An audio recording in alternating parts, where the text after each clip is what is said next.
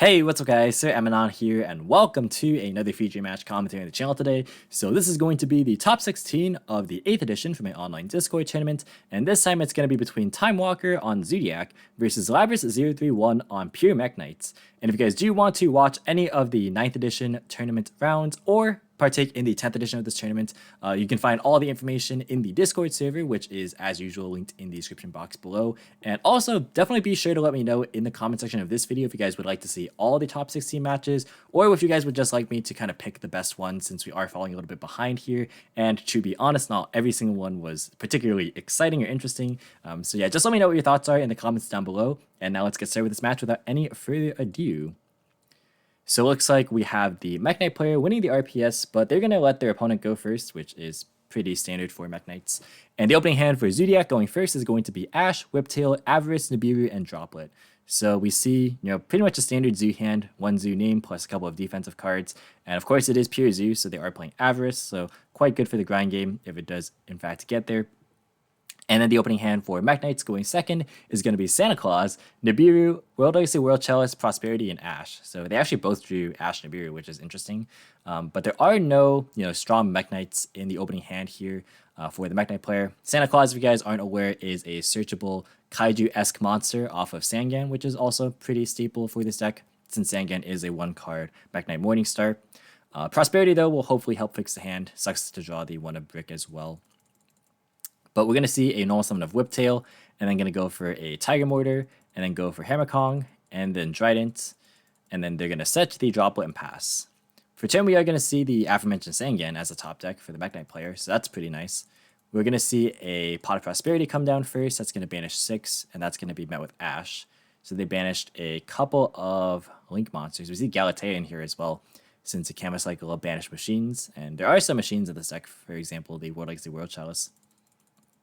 But Santa Claus is going to come down. That's going to get rid of the Trident. And then we're going to see an all summon of Sangan. That's going to turn into Almirage. And then Sangan gets the trigger here for a copy of Mekk-Knight Orange Sunset. And since the summoning condition does not activate, it does actually allow itself to be summoned under the Sangan restrictions, which is quite nice for sure. So we are going to see the Orange come down. And then those are going to be linked off for a copy of the Morningstar. Morningstar is going to pitch this dead copy of World Chalice, so nice way to get out of hand. That is going to be negated via Droplet, which is going to deny access to more plays here. Maybe a copy of Memory would have been nice. But we're going to see the Mekk-Knight player just attack for 1,000 damage and then pass. For turn, we're going to see another copy of Nibiru. So lots of Nibirus in both players' hands at the moment. Avarice is going to be activated, but that's going to be met with a swift copy of Ash. And then they're just going to pass from there. We are going to see a top deck Gardner for turn. World Legacy World Chalice is going to be using Graveyard, so that's going to go and banish itself to search a copy of Memory. So I imagine that would have been the target for the Morningstar there last turn. Battle phase, they're going to attack for 2k damage, and then in main phase 2, we're going to see the Memory being activated for a copy of Purple Nightfall from deck. And then that effect is going to be used to banish itself for a copy of Yusu. And they're actually just going to pass.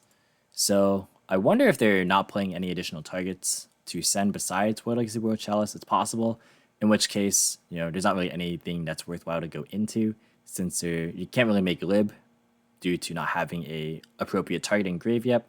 So I guess it's fair to leave that in hand. We are going to see a Catarus being drawn for turn, so that is a Zoo name, and you can see they are pretty in on the Zoo names. So normal summon Catarus, and then going to overlay for Borbo, and then Shakanine. Shakanine's effect is going to go and bring back this copy of Trident here. And then we're going to see an overlay into Tiger Mortar, which is going to attach a copy of Whiptail to this Trident. And then they're going to go for a Drill Driver just to go and push some damage. But the Nibiru is going to come down at end of main phase 1. So the entire board gets distributed, and then a token gets summoned to Time Walker's field. And that's going to be the end of the turn. We're going to see a top deck Purple Nightfall for the Mekk-Knight player. Not that big of a deal, since of course this purple is coming back in standby phase anyways. And then we're going to see a normal summon of Yusu. Choosing not to use the effect, again, potentially no targets. Going to link off into a copy of Mekk-Knight of the Morningstar. That's going to pitch this spare copy of purple for a Succession. And then Succession is going to be used for another copy of Morningstar, the one that was attributed earlier from the Nibiru. Then going to go and link into a copy of Access Code Talker, which is going to banish the Morningstar to pop this token. And then they're going to switch the purple to attack position. So the summons here were Guister is 1, Morningstar 2, the other Morningstar 3, and access code 4. So it actually is under Nibiru range. And yeah, it can be moved to tap position, that purple, since it was returned, it wasn't summoned. So a bit of a different mechanic there, but that's going to be enough damage, and Labris is going to take this game number 1 on pure Mekk-Knights. So definitely pretty interesting stuff. This is a deck that has seen some fringe popularity, like in terms of just rogue decks in general, but of course hasn't really made a lot of meta impact. But nonetheless, it's always a cool deck to watch. But we are going to move into game 2 here, where Zoo is going to choose to actually go first again. If you guys are enjoying this video, please be sure to drop a like and subscribe if you're new here and want to see more commentary similar to this. But the opening hand for Zoo going first again is going to be Ram Ram, Widow Anchor, Judgment, Avarice, and Rapier. So we see some of these Sky Striker cards that some people choose to splash, for example, this card and Eagle Booster, as a way to kind of just get additional value value or protection, given the fact that a lot of your monsters are just going to be residing in the EMZ most of the time. But yeah, this hand definitely looks pretty solid. More defensive cards, again, as we saw last game. And then the opening hand for Mekk-Knights going second is going to be Secret, Nibiru, Artifact Scythe, Gardner, and a Purple Nightfall. So, again, it kind of sucks to draw the Scythe here, but it can also be brought back via Word Like Secret, which is pretty interesting as well. We will see if Time Walker will, play around Nibiru a bit more consciously in game 2 here. So we're going to see a normal summon of Ram Ram, and then going to overlay for Tiger Mortar, and then Hammer Kong, and then Trident. And then going to set 2 and pass. For example, we can see another copy of Purple Drum. A little bit superfluous here. They're going to set this copy of Scythe, and then summon the purple. They're going to go to Battle Phase and attack with the Trident, forcing the Trident to pop the purple, and then purple will be used in response here. So that's going to grab Guister from deck to hand. Then main phase 2, we are going to see Guister being normal summoned. That effect's going to be activated, but they're going to chain Widow Anchor to negate it, which is definitely solid. And we're going to see a pass. So this is pretty good for Zoo. We're going to see a top deck droplet before a normal summoning this copy of Rapier. Rapier is going to be used. That's going to send this copy of Combo to the graveyard. And then they're going to go for Tiger Mortar here. That's going to detach to equip another copy of Tiger Mortar underneath the Trident. And then they're going to go for a Drill Driver Respinato. Battle phase, they're going to attack for 700. And then set and make a copy of Zeus. So that is 1, 2, 3, 4 summons. So they did play around Nibiru successfully there. They're just going to pass here. And we are going to see the Sanctum drawn for turn. Definitely unfortunate with the Scythe here. Purple comes back in the standby phase. And then main phase 1, we're going to see the Kaiju over the Zeus. And then purple is going to be used. That's going to be met with a droplet. And then the second purple is going to be summoned from hand. That's going to be Judgmented. So really not trying to have any of that, really.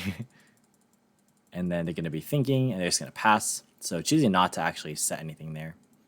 We're going to see a Harpy's Feather Duster being drawn, which actually is potentially dangerous with the Scythe here.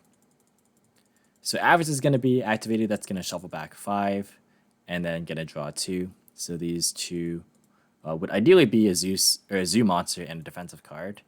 It's a Zoo and an Avarice, so potentially a defensive card later on. So they're going to go ahead and normal summon the Bunny Blast, and then purple is going to be used right away. That's going to tag itself out, and then add a copy of Guister.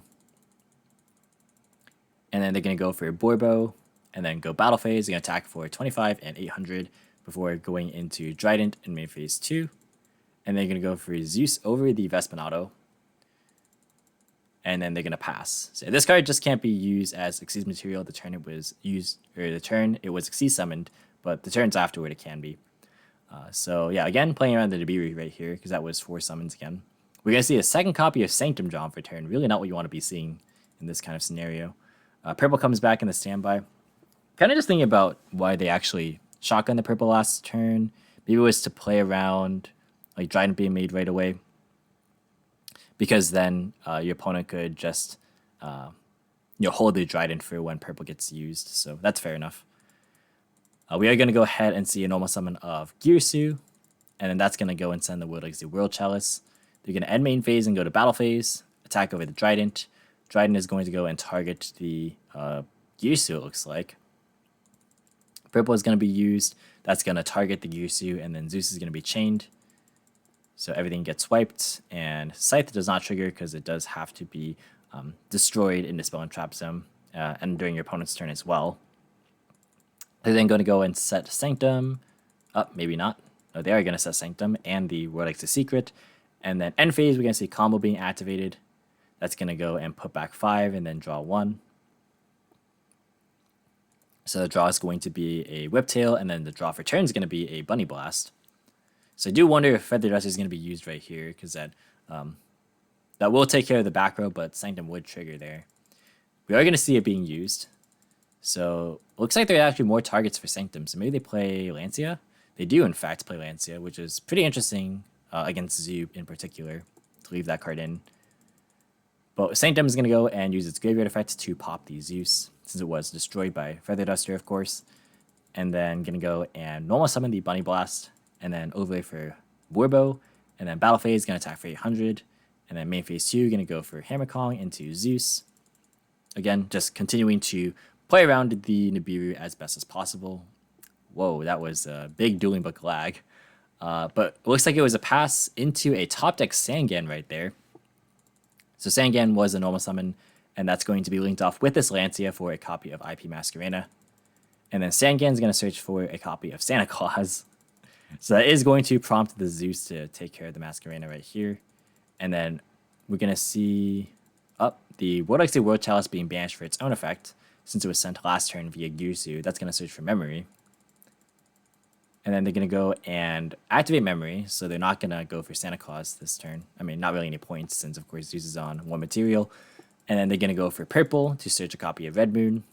And then they're going to set Sanctum, and then special summon the Red Moon, banishing this Guister to pop the Zeus.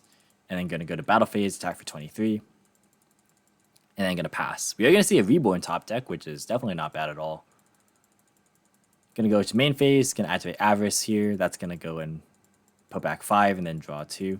We've seen 2 Avarices and a combo being used, so it feels like just a ton of recycling. Going to draw into Desire's Ram. So the Desires is a very, very nice bonus here. Going to activate the Desires. That's going to banish 10 and then draw into Upstart and another Desires. So not ideal, but I mean, it's not horrible either, depending on what this Upstart gets. We see Living Fossil here as an extender in the deck as well, which is pretty notable. They're going to go and actually just normal summon Ram and go into Trident. They're going to Trident pop the Red Moon. And then they're going to Reborn back this copy of Gardner. And then go to battle phase. They're going to attack for 27 and then reveal that Whiptail is in hand to equip to the Trident. And that'll be game 2 going to Time Walker on Zoodiac. So series is now tied 1-1. Very well played. Just not ever committing into the Nibiru. It was dead the entire time that game. So super, super heads up play. And now we're going to proceed to game number 3. So in game 3, it looks like Zoo is going to be forced to go first. So Zoo going first in all 3 games. And before we get started in game 3, just as usual, I want to shout out my patrons. So thank you so much for supporting the channel. The long form and consistent content is made possible thanks to you guys. And if you guys do want to help support the channel via the Patreon, please be sure to check that out in the description box below as well. But the opening hand for Zoodiac in game 3 here, going first again, is going to be Whiptail, Thoroughblade, Tenki, Katarus, and Nibiru. Lots of Zeus. That's 4 Zoo monsters. Not really what you want to be seeing, but Thoroughblade maybe can draw into some more defense. And then the opening hand for Mekk-Knights going second is going to be Pankratops, Prosperity, Sangan, Indigo, and Orange. So pretty interesting hand for sure. Pankratops is a pretty good answer to just trading with Trident. Basically, it can force out Trident and get rid of another card by itself, which is great. Prosperity, again, can help fix the hand. And then Sangan as well is a good starter. Although Orange is already drawn, so not really, I guess, the best. But there's other search targets besides just Orange. We are going to see Tenki being activated from the Zoo side of things. That's going to go and I think they forgot to search. Yeah, they declared the effect and just forgot to search. So going to grab Ram here. And then going to go and activate Thoroughblade after normal summoning it. That's going to pitch the Ram into Desires. So hey, there you go. Going to go and banish 10. And then going to draw Imperm and Rat. Ooh, just drawing even more Zoos. Not really what you want to see there. We see Violet Duster being banished. And we haven't seen Eagle Booster yet. So I wonder if it is just Widowinker. Or if we haven't seen any off the Desires banishes. Combo is gone too, notably. I doubt this deck's playing more than one. I could be wrong, though. And we also see Kaijus on this side, so both players playing Kaijus. So let's see. Gonna go for Tiger Mortar here, and then gonna go for Hammer Kong, and then Trident, and then just sit on that and pass. We're going to see a top deck Yusu for turn. That's quite nice. Even though it's multiple normal summons, this is a great one to have right here. Prosperity is going to be used first. That's going to go and banish 6. And then going to go and reveal 6 as well. Ooh, double Dark Ruler and triple Tactics Talent. This might be useful for sure. So they're going to go and grab the triple Tactics Talent and then put the rest back to the bottom. And actually, let's see what was banished again off of this Prosperity, if it was the same as last time. I think these are the same banishes. Maybe one of them was different. But I remember Unicorn, BLS, Galatea, Spectrum, and Lib. And the last one might have been different. But I think those are pretty consistent banishes. We are going to see Pankratops come down next. Very, very strong card, of course. That's going to actually just straight up trade with the Imperm. So confident that they can actually play through the Trident, no problem. They're going to normal summon Yusu, use the effect for send of the World Chalice. And then Trident is actually not going to pop the Yusu, so they're just going to wait for it. And then we're going to see a Link Summon of the Lib. And then Lib is going to go and set this copy of Secret. We're going to see Indigo come down next, and then those two are going to be linked away. Oh, looks like there was some disconnections right there, so just going to rewind back to prior to the disconnect. So yeah, they summon Lib, using Lib effect, grabbing the Secret, summoning Indigo, and then going to link off for a copy of the Spectrum Supreme, or sorry, not Spectrum Supreme, the Morningstar. Well, this one's the Spectrum Supreme. Morningstar, though, is going to pitch the orange. That's going to go, and... Oh, right, yeah, I forgot about this. Yeah, so there was actually a bug in this game where after Time Walker disconnected and then reconnected, he couldn't do anything with his Trident. So I think it was ruled... Oh, yeah, he could detach, but he couldn't physically move the Trident itself, like, to the graveyard or anything. So it was just ruled that, like, they could just communicate and chat, basically, if there was going to be any issues. And if there was an issue, then things would be resolved at a later point. But they could basically just say, where the Trident was at any given point. Yeah, I was just like reading chat here. They're gonna go ahead and add the copy of Wodex's memory. I'm not sure what happened with the Trident there. How it got rid of all its materials. I'm not sure if Trident popped itself. But that might have been what happened right there. Because that was right after this Morningstar resolved, I'm pretty sure. Or in response to the Morningstar activation. But we are going to see memory, regardless, being used for this copy of purple. And then purple is going to go ahead and be met with Nibiru. So in any case, this Trident's gone now. And then Triple Tactics Talent is going to look at the hand and then put back... I actually didn't see what it was. It was going to be Whiptail. Yeah, so it's really just 3 zoos, so not really anything of consequence there. We're going to see a top Solemn Judgment, which is not bad. Also, the Secret isn't bad for the Mekk-Knight player, since I can just bring back a lot of these resources. Plus, there's a World Chalice, so I think the game is still fairly even. Albeit, Zoo will be able to play largely unhindered, unless if Pankratops is there to kind of just interrupt things.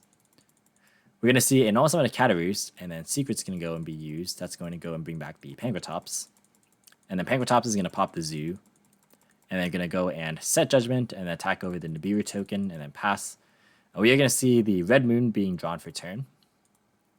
So this can be banished to add another card. And it's not the greatest, but it's okay. We're going to see an Normal Summon of Sangam being Solemn Judgmented. So really just trying to deny, ways to make columns, which is fair. They're going to go and use the World Chalice for a copy of Key, which is the one that actually adds back banished World Legacy or Mekk-Knight monsters. World Legacy cards are Mekk-Knight monsters, I should say.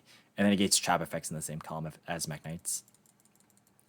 Key is going to be used to add back the World Legacy World Chalice. This is kind of like a bit of a loop here, where you can get multiple uses of this World Legacy World Chalice. We're going to see a special summon of Red Moon, and then Red Moon effect is going to go and banish the orange to pop Nibiru. And Battle Phase is going to attack its directly since this Trident isn't on field. It's interesting that it was able to be interacted with via attacks, but he couldn't send it to grave for some reason. Just kind of... I don't know how Dueling Book is coded. I don't know much about coding, but that is what we are dealing with. We're going to see a Tribute Summon of World Legacy World Chalice in main phase 2, which actually has an effect, by the way, that people typically don't tend to read. So if a monster is special summoned from the extra deck, you can tribute this card and send that monster to the graveyard. Which is pretty good against a normal summon Zoo, because they can't really do a whole ton about it. without committing to the battle phase.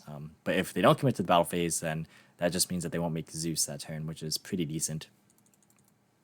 We're going to see Avarice being drawn for turn. That is definitely solid. They can normal summon Wrap here and then use the effect to send a copy of Whiptail and then go for Tiger Mortar, but that's going to walk straight first into the World Chalice. He says, what? Yeah, nobody reads Chalice, which is fair. Gonna go and use Avarice. That's gonna recycle everything. And then going to go and draw into another Avarice and Desires. We're gonna see another Desires being used, so no fear, just gonna go and straight up go for it. Draws the third Desires and Reborn. Wow. That is very unlucky. But we did see Reborn, which is, you know, a good payoff for sure. So even though this Desires is dead, the other card more than made up for it. Let's see. So we still do not see any copies of Ego Boosters. So maybe it really is just Widow Anchor. And again, we see the Living Fossil being kept in here. So Reborn, that's going to go and bring back this Thoroughblade. And then going to go for Hammer Kong. And then Battle Phase. That is weird. Okay, that's proof of the fact that this is glitched. He just attacked his own Trident with Hammer Kong. That's really funny. I'm going to go ahead and take 17. And then main phase 2, going to go for Borbo and then Chakanine. I've never seen that. I don't know if anyone else has seen that before. Like being able to attack your own monster due to a glitch. But going to go for Zeus, of course. And then going to go... Yeah, it's going to be in the extra monster zone where the Trident currently is. And then going to go and pass. We're going to see a top deck Nibiru, which is a bit late. There still is this World Chalice, which isn't horrible. So that's going to search for a copy of Memory. And that can get back into purple, which is nice.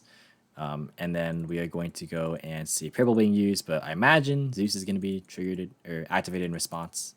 But that's going to be, of course, negated by secret because, of course, it's already active. So yeah, I think kind of just forgetting about the the secret right there. But yeah, it was probably worth it to Zeus prior, but I still think it's a pretty good spot for Mekk-Knights.